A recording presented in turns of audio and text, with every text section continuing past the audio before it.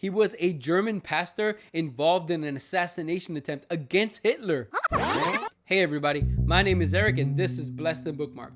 Welcome back to my channel. Today I'm going to be giving you my review of the outstanding book Bonhoeffer by Eric Metaxas. This biography delves into the life of the German theologian and martyr Dietrich Bonhoeffer during World War II. So let's get started and talk about the good, the bad, and the blessings.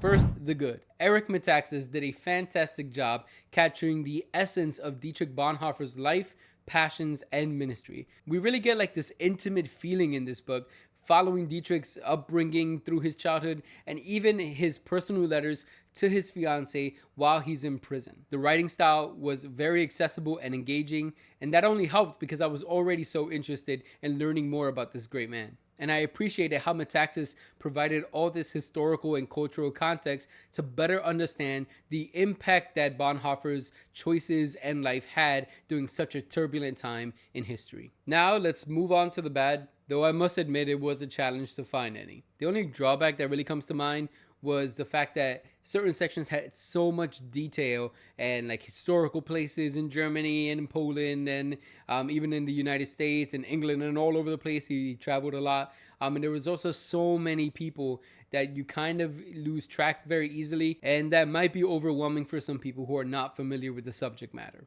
Not to mention that it was over 650 pages.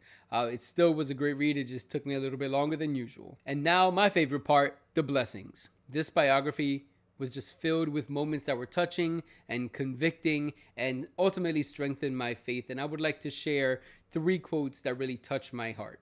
Quote number 1 says, "He had theologically redefined the Christian life as something active, not reactive. It had nothing to do with avoiding sin or with merely talking or teaching or believing theological notions or principles or rules or tenets. It had everything to do with living one's whole life in obedience to God's call through action."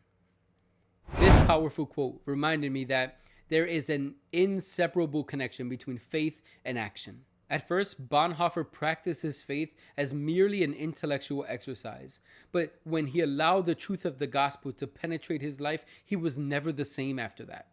We cannot be people who merely engage with God only in our minds and never in our hearts. When God becomes the driving force of our actions, he enters and revolutionizes everything we do, how we see the world, and ultimately how our lives can help expand his kingdom here on earth. As we also stand at the crossroads between action and belief, I'm curious, how do you see your faith working out every single day?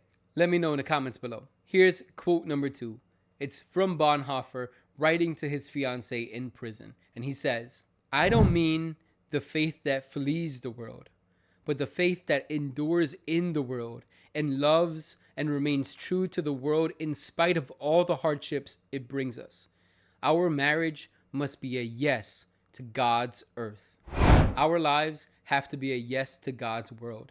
A yes to believing in the promise that he will restore this fallen world. A yes to believing that God will reign uncontested and all his enemies will be placed under his feet ultimately. But in the meantime, we say yes to God's earth now. To not be complacent with the current status quo of the world as it is today, but to say yes to his world, to say yes to his will being done here on earth as it is in heaven. Because heaven ultimately is not our final destination.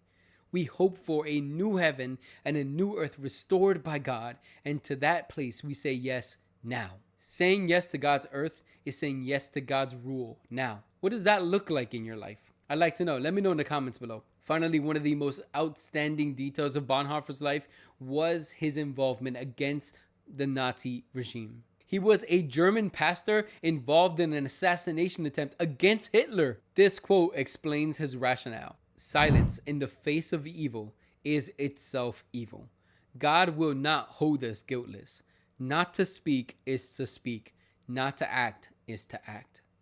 God's people have a responsibility to confront evil and to defy injustice. We have the ethical mandate to do what is right even when everyone else is doing what is wrong, and this isn't limited to simply spiritual matters.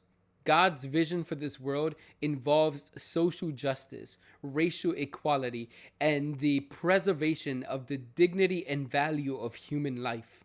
To do nothing in the face of the evils that pervade our world today is to condone it through silence.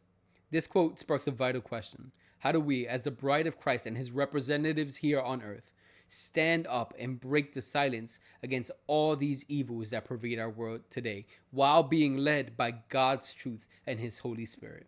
Ultimately, this book has left a long-standing mark on my life because of the life of such a great man, a man who stood for God's truth, a man who loved God above everything, a man who lived out his faith and who said yes to God even in the most difficult of circumstances. Bonhoeffer's example of a sacrificial life submitted in obedience to the will of God has left a lasting mark on my life, and I hope that it will on yours as well. Pick up a copy of this book and see for yourself. Thanks for joining me today. If you enjoyed this video and found any value, make sure to leave a thumbs up, comment down below, let me know which one of the 3 quotes was your favorite, and if you have any other recommendations for books for our community, let me know in the comments. I'd love to read one of them. Until next time, stay blessed, keep reading, and I'll see you in the next video.